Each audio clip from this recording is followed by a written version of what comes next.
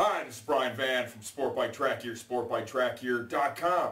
Today we're going to do a follow-up video review on Shark RSR2 helmet. We did a review on this, I think, last November, December, something like that. And at that point, we'd used the helmet a little bit. Shark is fairly obscure brand at this point still. You don't see it in a lot of places. We'd used it a little bit, did the video. It was a nice product. It really fit our mold, so we chose to offer it. Well, for 2008, we wanted to commit some dollars to buy some helmets and actually take some time and do some real testing, use these ourselves. Now we're going to give you some of the feedback that we got this year from using the Shark RSR2. What I'm holding in my hand here is kind of a demonstrator that's available from Shark, and this is an unfinished RSR2 helmet shell with a cutaway as well, okay? First thing you're going to notice when you're looking at this is made from carbon Kevlar woven mat. You compare this to some of the other premium helmets that are on the market today, completely different shell construction, okay? Some of the other big guys out there, they're still using that kind of ground up fiberglass, and they will put, you know, strategically in there a couple of carbon fibers, and when I say fiber, I'm talking like literally. I've seen one particular premium helmet brand where they had ground the paint off, and you'll see like it's all fiberglass, so it's white in color, and you'll see like one black strand, one black strand, one black strand. And then by doing that, you know, they can claim that it's added something to the structure, and then they can use words, you know, in their advertising like carbon Kevlar, you know, fibers, but it was like fiber instead of fibers. You know, where this bad boy here, they used a woven mat, carbon Kevlar. What that does is it's strong. It's very strong. It's stronger than the ground up fiberglass. So Jeff, you can kind of zoom in here and just get an idea of how thin this shell really is. Safety. Okay, think about it like this in simple terms. Okay, this helmet takes an impact right here. The energy from that impact is going to be managed from each part of the shell because these fibers are basically continuous, okay? So it's taking a shot here, and the way the mat is designed, it's going to, because the fibers are long, it's going to pull from every direction. So as it's trying to compress here, it's going to pull in all the other areas, and it helps to manage the load a lot better. Impressive for sure. You don't see a lot of other companies that are out there that are, this is expensive material to use for sure, and it's more complicated to work with. Let's talk about the EPS on this helmet. Also very unique. Jeff, you want to zoom in and let me know if I've got this at a good angle here for you. Good. You're going to notice this EPS is channeled out big time. Okay, they're calling those the shark fins. The concept here with this helmet is, if and when you have an impact in it, they want these EPS fins to collapse, and they want the helmet shell to deform, thus keeping the energy away from the user. It shields your head from the energy as the helmet works to absorb it all. It's kind of like, let's talk about cars real quick. That's really my background. For a long time I was a technician at a Cadillac dealer. I can remember back when I was way younger, you're driving, say, like a first car, like a 1970-something Eldorado, and let's say you hit a little pole in a gas station, okay? It's anchored in the ground. You're going 5 or 10 miles an hour. It does no damage to the car. You get out and you're like, damn, my neck kind of hurts though. But you look at the bumper and everything, car's in good shape, and you're like, ah, cool, my car's good. Now let's fast forward to today. It's 2008. And let's say that you hit that same pole, you know, in a CTS. Same speed, same gas station. How in the heck could you have done this twice in your life?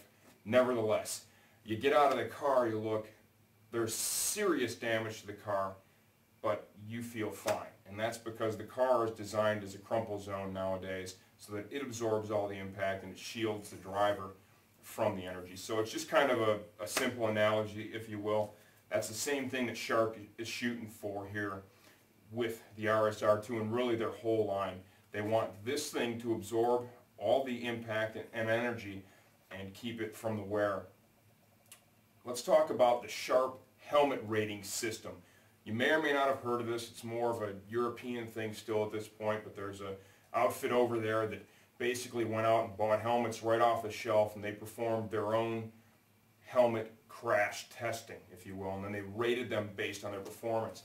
The number one certification would be 5 stars, kind of like the crash rating over here for cars, all the way down to 1.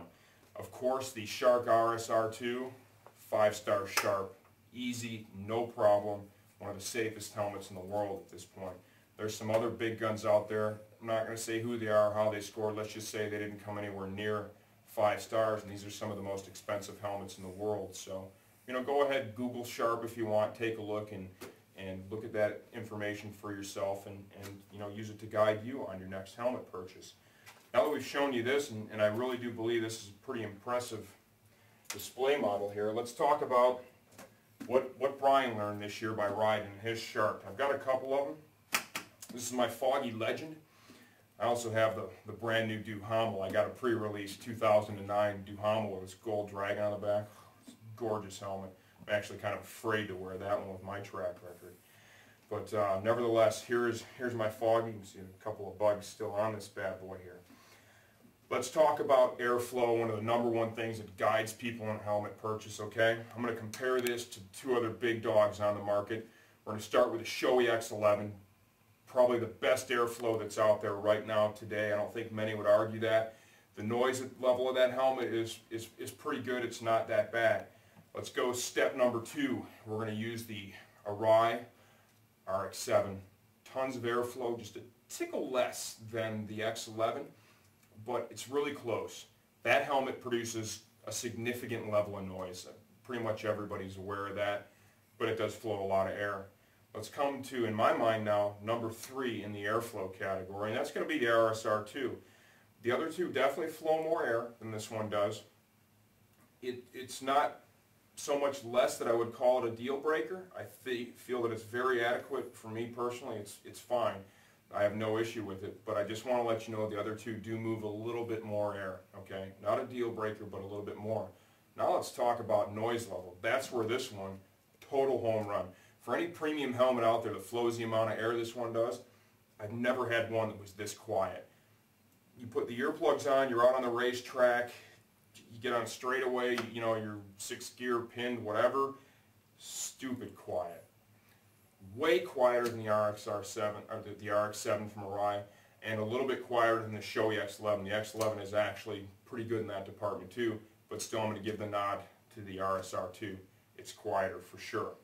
So use that information, kind of help guide you a little bit. Super quiet. How quiet is it? What if you don't wear earplugs? What if you're a street rider? Our general manager, Eric, took a trip on his Harley Davidson this year. I think it was 1,600 miles, something like that. He wanted to evaluate his RSR2 both on the racetrack and while riding on the street. He started off with earplugs, as he normally does. And he said at the first gas stop, he decided to pull the earplugs out because it was almost eerie quiet inside the helmet. He ended up finishing the entire ride in his RSR2 with no earplugs. He said that for street riding, they were totally not necessary. The helmet was more than quiet enough, minus the plugs, to allow for use without earplugs. That's pretty cool. I mean, not a whole lot of other premium helmets are going to be able to boast that. Okay, something else that we've learned this year. 5 years warranty on all the Shark helmets. Comes this really cool little warranty card. You can go and register it kind of like all the other helmets do. Something that was unique with this one is, if you want to zoom in there, Jeff, there's a barcode on the helmet strap right there. That barcode actually coincides with the number that's here on the warranty card. Shark stores a lot of data. Every one of these has its own unique serial number. They're ECE tested, so they're subject to, factory inspection, batch testing for all the helmets that they're manufacturing. Shark is very serious about safety and very serious about quality, and this is just something that they do to help them track all the manufacturing, because let's face it, they're making a whole heck of a lot of helmets. And this just helps them keep track of what's going on. Something else that we learned is each one of these comes with a little Allen key, and what you can do with that, part of the shield retention system here, the little gig that flips up, you can actually adjust the tension. Just slide the Allen key in there, tight, makes it slide up and down a little harder, loose, makes it move easier.